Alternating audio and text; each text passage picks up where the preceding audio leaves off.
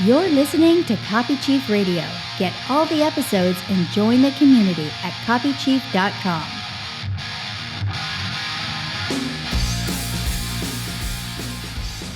Copywriter Eugene Schwartz said something I think about every time I write an ad. The one thing I hate most in the world and shows me absolute disaster, he said, is when somebody comes up to me and says, "Wow, that headline is so beautiful. Where did you get those words? They're gorgeous." I say, "Oh no, you're seeing the words? You're not seeing through the words? You're seeing the words themselves. No good." "Look," said Schwartz, "if you want to write poetry, if you want to write prose, if you want to write novels, and if you want to write literature, go outside of advertising. Because the words in advertising are like the windows in a store. You must be able to look right through them and see the product. If you see the window, it's dirty. And you're going to see yourself and you're going to see the smear. You're not going to see the product and you're going to lose."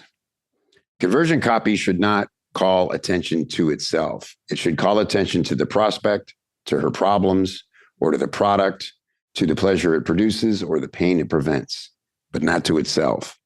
Keep your words clean. Be clear, not clever, especially when you're writing direct response copy.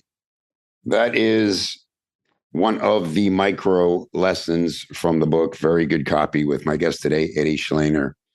And if that struck you and you don't own this book, happy birthday, Merry Christmas, and every other joyous thing you could do for yourself. Because as I've said before, I'll say it right now, this book and the fact that Eddie has been able to reach such a devoted audience who literally hangs on his every word and sees themselves and finds inspiration in how he goes about this craft gives me endless hope for our craft. And so, Eddie, thank you, man, for being with me again. It's great. It's great to reconnect. It's great to be here again, man. I was so pleased to hear you reading that. You are a very talented voice actor, so I appreciate you taking the time to read an excerpt. Well, I'll tell you, it's one of these books. I keep it around in my space all the time because you instruct this in the beginning of the book. Read it how you want. Open to any page. It tells you how many words, and it's never more than 2 pages, pretty much, for any lesson. You've got it, but you also have it broken down into sections and they connect. So they're not like, it's not chronological. This is essentially the best of what you've been doing for 10 years in Very Good Copy. You know, Eddie, man, for me, it's just such an unbelievable coup for any individual who loves writing and always dreamed of being a writer to find this craft, make all the money they can with it, as they well should, but still remember and wake up as a writer every day as their job. Yeah. I don't know what to say, man. I mean, I feel very lucky. I feel very fortunate that, like you said, I have an audience of people that believes in what I'm writing, believes in what I'm saying, and maybe extol some virtues from the way that I'm going about it. You're at the top of that list. I'm just, before I ever put anything online, I was reading your stuff and listening to your stuff and kind of looking to you for guidance. So I'm always pitching myself when I talk to you, and especially on your show, on podcasts like this, it's a huge honor. So I appreciate you saying all that, man.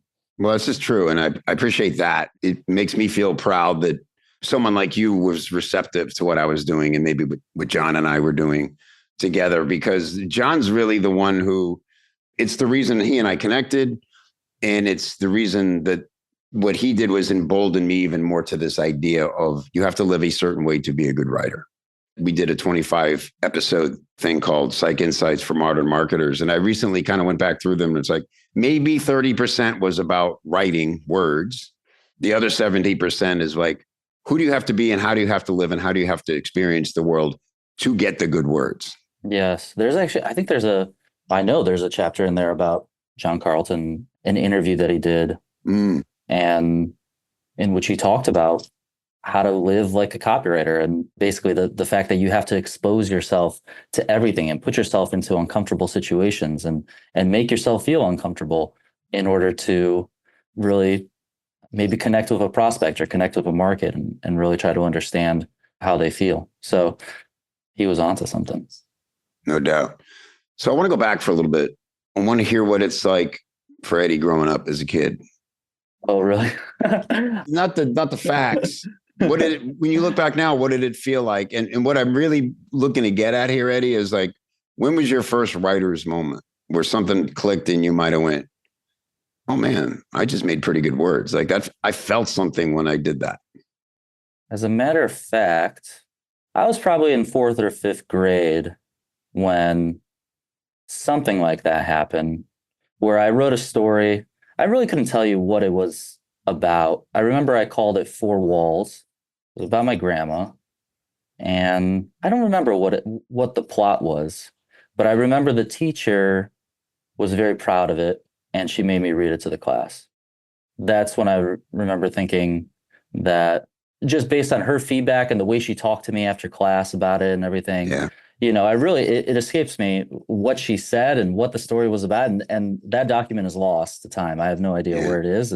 But I remember she was saying something to the effect of, it wasn't the way it was written. Like I didn't have the skills to like express myself on paper, but I was able to talk about like moments that were important and maybe profound. She was telling me that I was able to recognize those moments and that I should lean into that.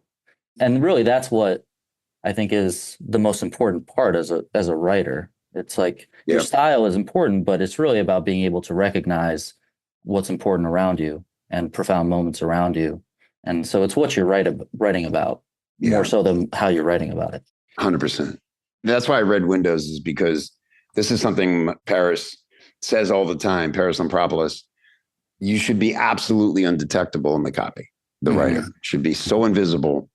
And when I read his stuff, I'm always like, yeah, that's what it looks like. And it's so counterintuitive for someone who loves words and loves to write to make sure they're invisible in the words. Yeah.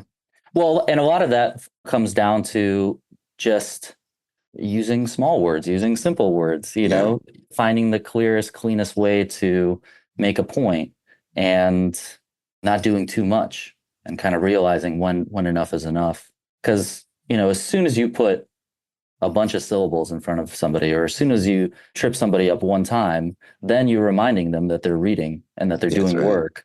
But if you keep it as simple as possible and keep the reading below their grade level or their skill level, then it becomes a lot harder to kind of remember in the middle of it all that you are reading and your brain is doing work. Yeah, some simple things, just going back to John for a second, that I remember him pointing out. Basically, adverbs and adjectives should never be necessary. They should have to fight their way in to any sentence. And just thinking of it that way, as opposed to either mindlessly adding them in because it feels like it's adding life and pop and whatever, or not seeing how else the sentence could work if we weren't relying on them, if they just didn't exist. Every time I remove an adverb, the writing just improves. The sentence improves every single time. Yeah. And in general, like if you can remove any words and say the same thing, in a way, you're improving the writing.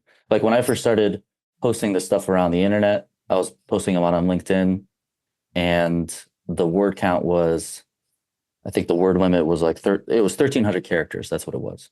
And that usually came out to about 210 to 214 words, believe it or not. Somewhere in between there, that's what 1,300 characters would yield. And, I had all these essays and articles written ahead of time. So, I wasn't sharing them with anybody. I had like maybe a backlog of 50 of them, and they were a lot longer than 212 words. So I would always have to cut them down. And I always, reflecting on it, I was always like, oh, I feel like it's better now because it's shorter. Right. And so, yeah, it definitely that applies to adjectives and adverbs. But I think any words that are there that don't need to be there, if you can eliminate them and say the same thing, you've made the writing better, as a matter of fact. Absolutely. Yeah. You mentioned Grandma Babushka. Yes. Yeah. You were very close, clearly. You have another great lesson called Horrible, Horrible Copy. Just tell me quickly about her. I would love to hear why you were so close and what she might have seen in you that felt good. Oh, I mean, my grandma Sophia, whom I named my daughter after, was the person that raised me, I would say, until I went to school, until I'm about 5 or 6, because I was born in Ukraine, and then we came to the States when I was less than a year old, maybe 10 months old, 11 months old. And my parents just went to work. They were out of the house and I was there with my grandma. And so I was speaking Russian with her. I actually didn't speak English until I was about 5 years old, believe it or not. Wow.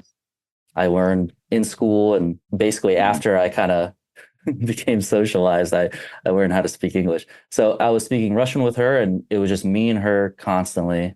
And she was just my caretaker. She was just there with me more than anybody else. And so, I think she loved me as a grandma would love her grandkid.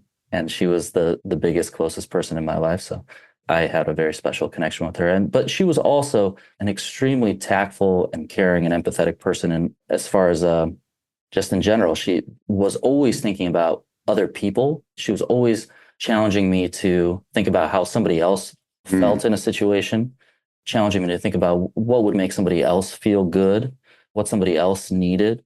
And it wasn't like she was telling me to think that. She was leading by example. And so she was always kind of showing me that side of the human condition that wasn't selfish, I guess, and that was all about other people. And I'd like to think I took something away from that. And I like to think that it helps me in this work now, because that's what copywriting really is all about. It's all about putting yourself aside and thinking about somebody else, thinking about what somebody else needs and wants.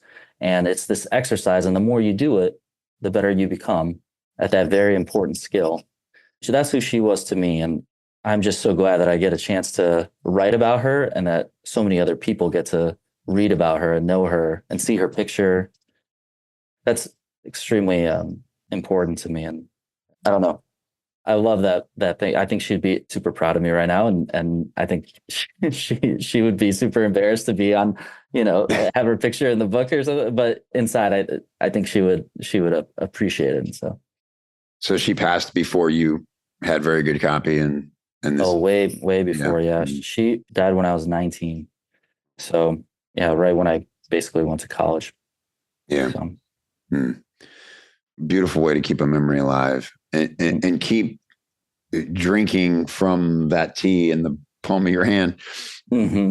Because you'll see things throughout life that she taught you, or moments that you had with her that you're not even ready to remember yet or feel that way yet, Perhaps, yeah. And those things do emerge. I know exactly what you're talking about. Those things do emerge as I'm raising my kids. Right. I know what you mean. Well, it's also, if something's that meaningful to us and we go back to it, whether it be a memory. I think of music. We all have our favorite records. It's a great way to judge a piece of music. It's like every 10 years I hear something new in it, or I get it. Almost it feels like for the first time, even though I've loved the song or the record for all these years.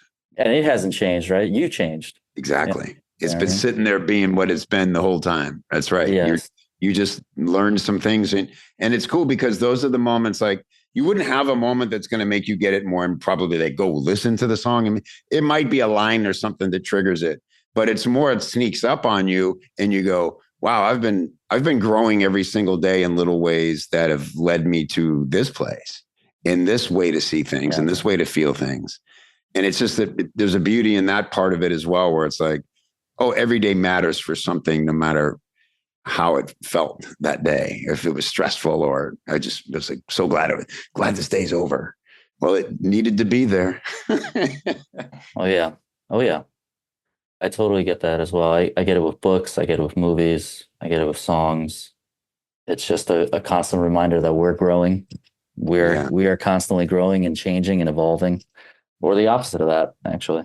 Shrinking. I think, yeah, exactly. Losing our way. Yeah. Yeah. That's one of the benefits of having art in your life, or having pieces that you always come back to. I want to talk for a minute about giving things the space they need for you to glean as much meaning as possible from them. You have this other great piece. I think it opens the book, isn't it? Noticing.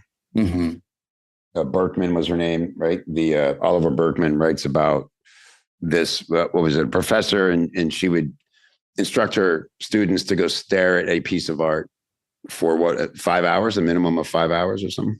Yes, yeah, something like 3 hours, I think she says, to, just go and look at the art and don't look at any screens. Try to hold it if you have to go to the bathroom, although I don't think she actually, but she just wants you to sit with it and kind of work through the boredom, I think.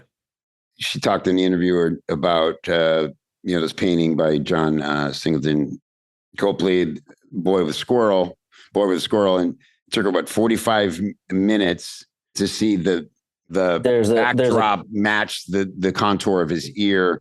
It took her 9 minutes to notice that the shape of the boy's ear precisely echoes that of the ruff along the squirrel's belly. And I have to tell you, Eddie, and again, I'm not trying to sound cynical, but I was at the Louvre on a recent family trip to Paris. To Petty a few months back. And I have to tell you, it was such a disheartening experience because it is so crowded with tourists.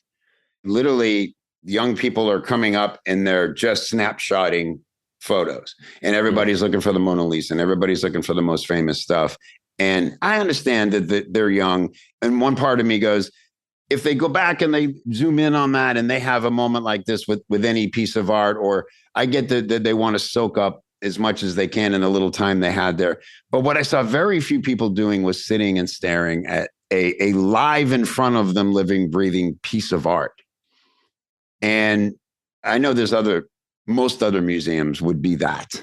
And the Louvre just happens to be the most famous thing in the world. And there's a mall underneath it. And you talk about exit through the gift shop. You exit through the shopping mall, right? Oh, God, I love that movie, by the way. But yeah, keep going. Yeah. But it struck me, it's just like, I couldn't enjoy anything because of that was just going on around me. It was insane. And I thought, what a strange irony that some of the greatest art in the world is all right here. It should take a week to explore anything like the whole experience. I'm talking like full work days in the place, and it's just become this. I don't know. I'm not even sure what my point is, but. Well, I don't know when you were there. I was actually there a few months ago too. I was there in July. Okay, cool.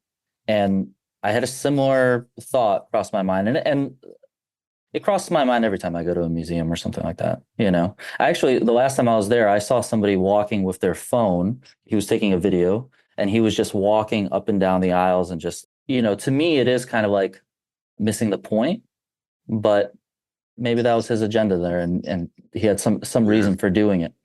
But I think it speaks to a lot of things. I think that's a huge commentary. It's like it speaks to the way that we ingest content in general now and how everything is instantaneous and how maybe our attention spans have shrunk or maybe our interests are just a little bit more scattered.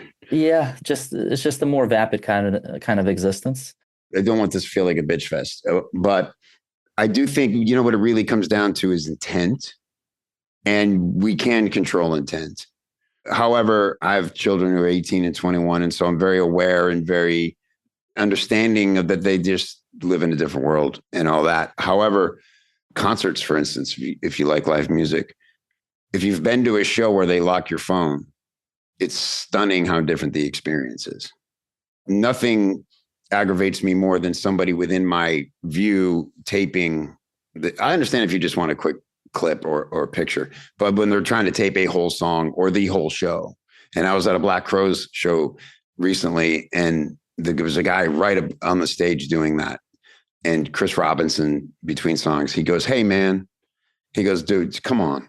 He goes, called him out. What do you?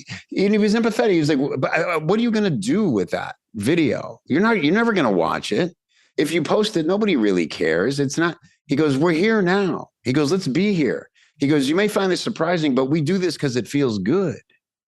We're having an experience together, and you're missing it because you're. I don't know why."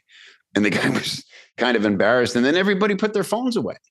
Yeah. And if they were going to grab a little clip or a photo later, they were conscious of it, like, I'm just going to do this quick. And it was so much better from that point on. It needed to be called out. It's not only distracting for the performer, it's distracting for everybody behind the guy who happens to be in the front row. So he's now a part of the show unintentionally. And it reminds you, it brings you back down to earth in a way that you're trying to lift off the earth.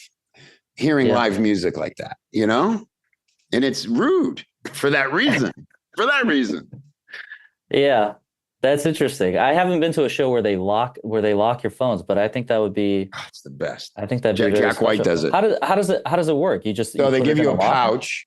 They give you get to hold your phone, but it's in a pouch. And if there's a room where you can go and have it unlocked. So if you have a babysitter, you just want to check and, you know, or if you can hear it buzzing in a way that feels urgent or something.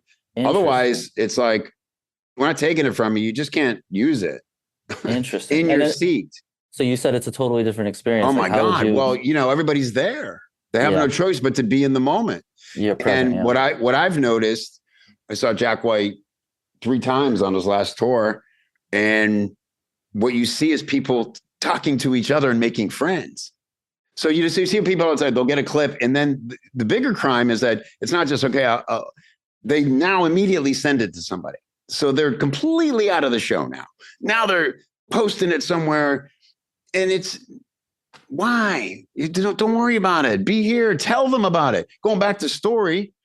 Imagine if the only way you could share this experience is to use your words to try to bring people into that moment. How much richer would our lives be if we didn't have the opportunity to send somebody a clip of some shit? It doesn't feel the same to them. It only says, I was here and you weren't. That's all we're saying. I think there is like this kind of compulsion. It's almost like a fetish. You have to document everything. Yes. You know, everything has to be documented. There has to be proof of every experience that you've had that overtakes whatever it is you're going through, what museum you're in, what show you're at. I remember, how old are you? You're at least 10 years younger. I'm 36. Yeah. Okay. So I'm 54. And I distinctly remember when I was a kid, one of us in the neighborhood would see a movie and others hadn't yet seen it. And we would spend an hour, the one who saw it, walking us through what happened in the movie. Oh my God. That's how we learn to be storytellers, is how whether you're the one telling it or receiving it, we're all learning how to communicate and be better. And this is where I get nostalgic and go, but that's just gone forever now. It's like you have to sign up for a no phones weekend camp. Right. You'll have that. You'd have to force that experience now. Right. And I'm ranting on all this because it is on one hand, my ongoing PSA to the world. But on another hand, just bringing back to me, gloating on you and saying how much I'm inspired by particularly you and our friend Cole Schaefer, because you are writers, man. And when I talk to you, when I'm around you, it's so invigorating. It's the same like when I'm around John or any other writer. I had dinner with Paris Lampropoulos the other night. You're with a writer and it's a familyhood. So I'm not fearful that there still won't be artists and creatives, but it's like now you have to work to make time for that. And so I want to bring it back to you. And I'm saying this to the listeners too. Like if you're just catch yourself or notice yourself, if you're have that instinct to go report on everything that happens or feel this need to check in to see if you missed anything, you're not missing anything. Life is happening right now in front of you. If anything, take a walk or take a wrong turn and see what little adventure you go on. That excerpt from noticing from that first chapter where she's a Harvard professor who sends her students out to these museums to look at a piece of art for 3 hours. And I think a part of it is about, studying the art and seeing what you see in the art. But I think a part of it is also like, hey, let me demonstrate to these students that there's a different way of living and there's a different way of taking in your surroundings and the world, and look at what happens. Look at the connections that you make and look at what you see when you really sit and be thoughtful for more than a minute or two. When you actually overkill and go for 3 hours, see what you can unlock. And if you live your life that way, then there's great potential in that. And I think that's why I opened the book with it. It's not necessarily like my favorite chapter, but I think it's the baseline of this type of work is the ability to take a step back and be thoughtful, be conscientious, and really give yourself the space and the time to notice the things that are important in your life as a individual, as a person, but also as a copywriter. Obviously you have to take a step back and look at your market, look at your product, and be extremely thoughtful about that. And that doesn't happen in a minute or two, or even an hour or two. Sometimes it takes a long time. So you have to give yourself the space. You have to slow down and decelerate to the speed that your work demands.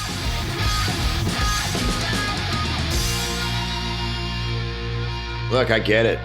I know there's so many communities, I'm doing air quotes, communities for entrepreneurs out there, all filled with their own version of overnight experts chirping at you from behind the screen. You got your Facebook groups, your clubhouse rooms, just experts galore.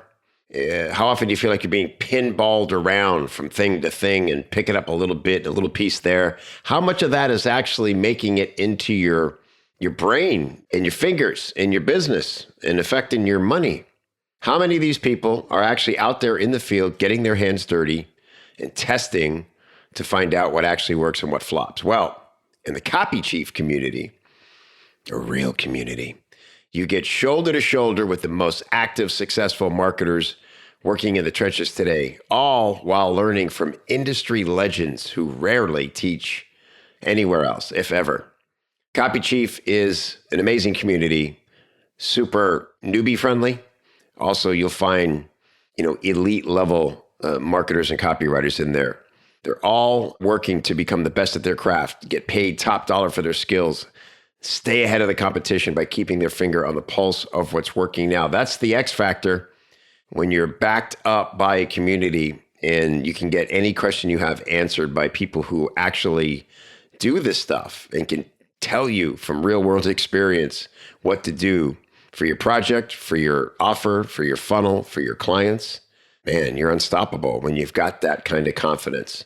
Go check us out at copychief.com/join. If you've never been a member, you're going to see what you've been missing and you're going to say, where has this been all my life? And if you've been a member in the past, I would invite you to come and check out all the new stuff. We've completely updated all the tech. So we're on brand new platforms. Everything is slick and smooth and easy to access. And it's never been better. Copychief.com/join. I'll look for you inside.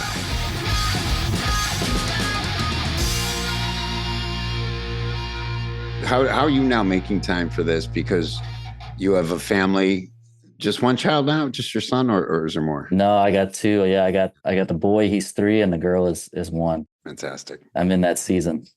You are. And so is there a compromise going on for you in your own personal purview of the world? Is like, today we're not going to sit still. Absolutely. Yeah, absolutely, man. I mean, I think there's an ideal, and I think knowing what that ideal is important, and kind of like aspiring to it is important. But there's also this like very practical part of everybody's life that they have to respect. Yeah, so good. My day is very structured, and I know when I have to start work, and I know what my window of work is, and I know when it has to end, and I have to move on to a different priority. And so that's how I'm living, basically. And then also my weekends are not as open as they once were. So my evenings aren't as long as they once were, because I got to be up in the morning, so it's just, I have less time to be productive or right. Becomes a little more regimented. So it's like maybe you're filling the bank when you can, or filling the tank, right? It's like, yes. I got a Saturday to myself. I'm going to the museum, or I'm going to just go sit in the park and wonder about squirrels and whatever it is, Yes. I mean, I still do those things. I just do them with my kids, Yeah. I just do. I just try to live that lifestyle in front of them and with them, and hopefully through osmosis kind of give them that. For sure. Absolutely. They'll be affected. Do you ever see the series Chef's Table? Oh, of course. Yeah. Did you watch the Francis Melman one? It's been a couple of years. I know they just released a new one, but I'm sure I have. I'm sure somebody recommended it, so I don't know how old it is, but this is season 1, I think. So, this was back in 2015. It just really struck me because I remember the Massimo one. This one was recommended to me specifically because where I'm in my life right now, but was so fascinating because he has to live the way he lives, and everybody, if they're going to be in his life, has to fit within it, essentially, Mm-hmm. He needs to explore. He needs alone time. He needs creative time. He obviously has a heavy workload and needs to be with his team, but they're basically like a traveling band of chefs. He'll travel 4 or 5 times a month to go put on cooking exhibitions in New York or something. He lives in Patagonia, I think, right? So this remote island. But it struck me in that context, what we're saying, he's married. He's 68 now. This was 2015. So maybe he was 60-ish around then. He has a child, a baby, who maybe is 2 years old. And he sees his wife and child 10 days a month. And they're perfectly fine with it. But he said, and that's the only time he got a little choked up and seemed maybe a tiny bit regretful in the series, in the show, because he said it takes a toll on the family. And you could tell that hurt him a bit. But the alternative is them not having the life they have and him not being who he is and he's an artist. And so I think anybody who's either fortunate or cursed enough to fall in love and be partners with an artist, yep, it has to be accommodating to that to some degree. Yep. I think to each his own. And I think if he's okay, if it's all right that he sees his kids that little and his wife that, only a third of the month, then that's something that he's chosen. I couldn't do that. Wouldn't be everybody's wish. So, yeah. I think I'd miss my kids way too much, miss my family. And I do think my wife makes concessions for my work, but not to that degree. Like today, like today, bro, like today she took the kids to daycare by herself. Usually we take them together. Today I was like, oh, I'm watching, I got a campaign going out. She took the kids by herself, that kind of thing. But I'm home every day for dinner. I'm home every day after daycare. The weekends are on lock. Like that's just what I need personally to nourish myself. And a lot of my work, a lot of my energy comes from that time. So it is a very personal thing. I mean, some people, you could be like a Jackson Pollock and lock yourself up in a room. Not that I'm comparing myself to something like that, but you could be like that and lock yourself in a room and come out a month later, and your partner is waiting for you and cookies. Yeah. Yeah. No, and or the other way. Well, why it struck me, I think the most in the context of this film was that they showed him with his wife and child, and it was so beautiful.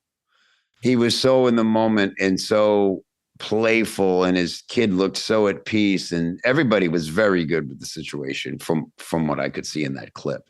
And you're saying that he was traveling like this because he needed to be there physically in order to do the work? Like part of it, yes. Part of it, they get. I believe he has a show maybe in Europe or South America where he's almost like a Bourdain regional. I see. I think there was that, and that's part of the reason he travels so much. But it was more so you just get this thing of like, like he'll build an underground oven, like a dirt oven. I don't know if you've ever seen this. He showed these amazing different methods of cooking, and everything comes from the earth, regionally of where it's from. He won whatever the big, I can't remember the name now, but it's the greatest culinary award. For his presentation, he made, I think, 14 different kinds of potatoes, because he said that the potato is the greatest gift the Andes ever gave to the culinary world, and he had to smuggle the potatoes into where the contest was because you were not allowed to travel with food like that, right? With live food. And so it's the whole thing. It's like he can't compromise any more than that, but obviously wants to have this family, and obviously she was fine with it. And so it just all kind of works out, right? Yeah. That's interesting, because it's like, you got to wonder, like, how much of it does he actually have to do? And how much of it is he want to? Yeah, exactly. Like when I was writing the book, one of the problems that I had with it was that it took me so much longer than I thought it was going to take.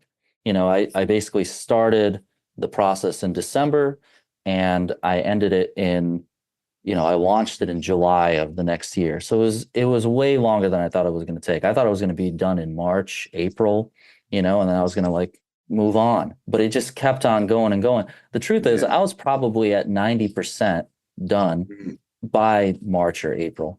And then I just kept on extending it. I just kept on extending that deadline. And Parkinson's law, like work expands to fill the time available for its completion. I just kept on expanding that time.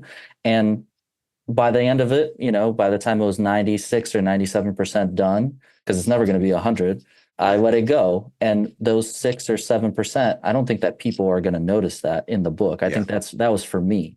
I do wonder about that. What about when you say you kept extending it because you felt it wasn't done, or just because you could? Yeah. Okay. Yes.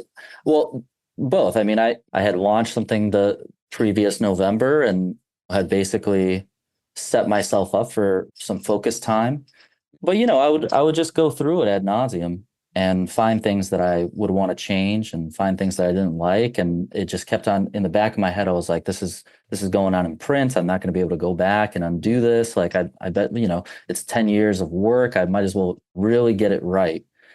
I think I'm glad that I did that. But the point I'm trying to make is that it was for me. It wasn't for the audience, and that extra 2 or 3 months that I took, I could have spent it doing something else, or I could have spent it totally not doing anything else and just being with my kids or something, and maybe this guy, instead of spending 10 days a month with his family, could spend 20 days, but he chooses to. No, I think that's all I think that's all he can do with the family. That's what I got from it. People will naturally judge that. This is again a product of society. Would say, well, I could never be. I'm not saying you said that. You wouldn't choose that, but again, he's probably 20 years older than her, in that range. And so they fell in love despite a lot of things that shouldn't have added up, and then produced this beautiful child together. And it's kind of like the rules were set going in. He didn't change along the way and go, you know what, I've decided I can only handle you for 10 days. It was like, this is how I live. And it's right. It just worked out to where they spend 10 days together. He's not far from them unless he's traveling otherwise. It's just like, hate is these 20 days where I can't be bothered because I'm deeply immersed in my craft. So it's like you said, Parkinson's law, it also goes the other way. It's like, if someone can fit into this because I know this is what I need, then this could work beautifully and be the most magical thing ever. And if it doesn't, I just have to be alone. But I'm not willing to compromise. I'll do better alone than I would compromising. It sounds like a J.D. Salinger kind of character, where like I just watched the J.D. Salinger doc, and it said that he had a cabin behind the house where he would go and disappear for a week at a time, and nobody would see him. But he was writing, and a lot of that stuff he wasn't publishing. He was just writing for himself, and he was trying. That was the way that he coped with the world and his life, and so he did what he had to do for himself, I guess. That's what we all do, I think. Yeah, the quiet lives of desperation. Thought is that so many people either haven't embraced what they really need from life, or could be in life if they worked to allow for that, or they just don't have the courage to speak up and say, this is what I need. And I think I can be better because of it, even though it's going to look funny to a lot of people. And then we end up feeling trapped in these quiet lives of desperation, unable to speak about it or even understand it ourselves. And to me, that's kind of the most sad thing. That's a painful place to be. Yeah. All right. Well, this got weird. What's my name again? Where are we? And that's why I know it'll be well received. I do want to ask one other thing, Eddie, if you don't mind. What does it look like for you to choose clients? I may have asked you a version of this before, but it really fascinates me because you know what you need to bring your best work to a project, and you get to choose now at this point in your career. So what is that criteria? I'm classically trained in, I would say, direct response, right? So I'm interested in taking on work that has a conversion element to it. Mm-hmm. So for the most part, I definitely evaluating the client, who it is, and the product, what it is. But the deliverable is really important to me. So is it a landing page? Is it an email sequence? Is there something that we want the visitor or the reader to do after reading? If the answer is yes, then that's kind of up my alley. I want to take on 1A is like landing pages, and then 1B is email sequences. And I like that type of work. Not, like I said, because I'm trained in it, and that's what I kind of came up in, and that's what I've been writing about. But it's also very black and white. It's very easy to see if I did my job. that's rewarding at the end of the day. So I definitely evaluate the client itself, the business, but somebody came to me and said, hey, can you write an ebook for us or something like that? Or can you write content? I don't know if I'm that interested in that. Or even say maybe Facebook ads or any kind of cold traffic ads. Is that less your thing? Yeah, maybe a little less, just because I'm not used to taking those on as often, but that's still a conversion ad. So it is, Yeah. It's not totally outside of the realm. I was thinking it through the lens of black and white of what you can control. And there's so many variables to it. I see. You know what I mean? Yep. And also you have a great course on landing pages. And so did you see a difference in your career and your opportunities after that? People coming to you maybe for consulting or reviews of landing pages as well? Yeah. Oh yeah, of course. Well, that was a strategic choice. I mean, I've created so many landing pages when I was throughout my career, but especially at G2. I worked at G2 as the copy chief for a while, almost 3 years. And the whole job, I would say 80% of the job actually was creating landing pages, creating email sequences, creating conversion campaigns. And so over time, I had a system in place and a template in place, not a template, but elements that I knew would have to go on every landing page. And so, yeah, I created that course as a way to kind of position myself as, I think, somebody that you would go to if you had a landing page specifically that you wanted. Oh, interesting. And not the answer I expected. That's cool. Yeah. What were you expecting? Well, just because I'm sitting here think of you as such an artist. I'm like, oh, like Andy Warhol would go, oh, now they want me to paint a can of corn and they'll pay me $1 million to do that. Okay. I don't think you're that kind of person, but I revere you as an artist. So it's like, oh, he made a strategical marketing decision to want to get paid for, you know what I mean? Yeah. I mean, I think the newsletter itself is kind of like my way of doing what I want. And if people don't like it, then they don't have to read it, and it's kind of like because I started it in a way, I wanted to teach myself copywriting and I wanted to teach myself direct response. And it was my way of learning, but also it was a safe haven for me because when I would go to work and I would spend a lot of time and energy on a campaign and then I would pitch it and it would get shut down and everything would get erased, start from scratch. That was very demoralizing, but I found a lot of solace in the fact that I could go home and write my own thing and send it out and it was mine and nobody can tell me that it wasn't right, So that was that is my art in a way. Sure. It just happens to teach people something at the same time. But landing pages and direct response copy in general is just a much more practical part to what I do. It's a way to make money, it's a way to earn credibility as a writer of these types of things, as somebody that writes about it. So yeah, it's just like two separate parts of this business, I think. Yeah, totally. Awesome. Has there ever been a micro lesson that you've struggled with more than you ever would have expected to get right or get across? Like to actually write it well, I'm thinking about, the famous Jerry Seinfeld talks about, he was working on this bit about Pop-Tarts for like 7 years and he just couldn't make it work. He could see it and he just couldn't make it work. You ever have one like that? I think a lot of them are like that, to be honest, kind of on the spot. I can't really think of one, but the more are like that than not like that, I think. My curse is that each one of these things has basically 3 pillars, right? There's the story, the anecdote, there's the lesson about copywriting, about creativity, and then there's the word count, or I guess the format. When I put those 3 things together the right way, one of these micro lessons pops out. And I think my problem is that I'll be sitting on the couch or I'll be having a conversation or watching a movie, something in my life will happen and I'll make that connection between the story and the lesson. And in my head, it'll make sense. But then when I actually try to sit down and write about it, I realize that, wait a second, maybe I don't really have anything here, or maybe I have something, but it's going to be a lot harder than to unpack. Yeah. And like very rarely do I sit down and something comes to me and I can just take out my phone and write it. And it just everything falls into place. But the vast majority of the time I have to really like struggle with it and wrestle with it.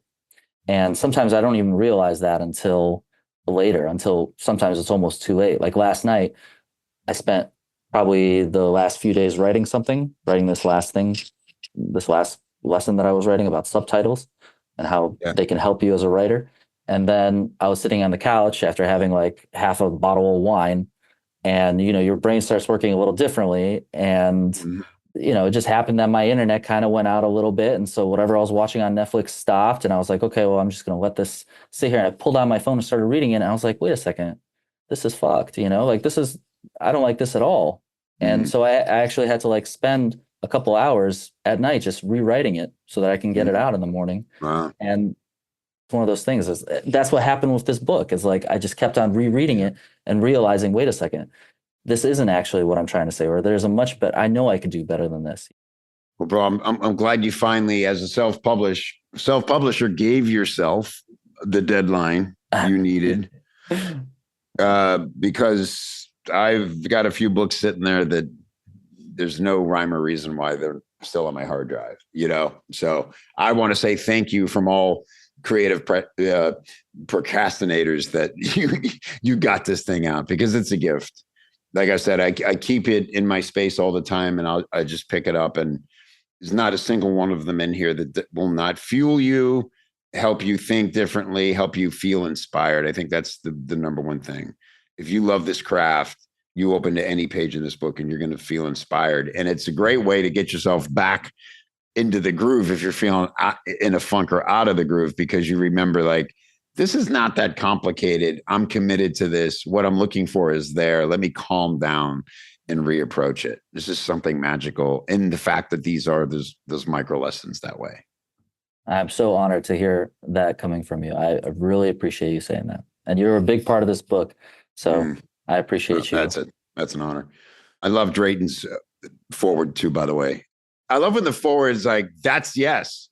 That's what it should say. I've never seen this said in this way, or presented in this way, or taught in this way.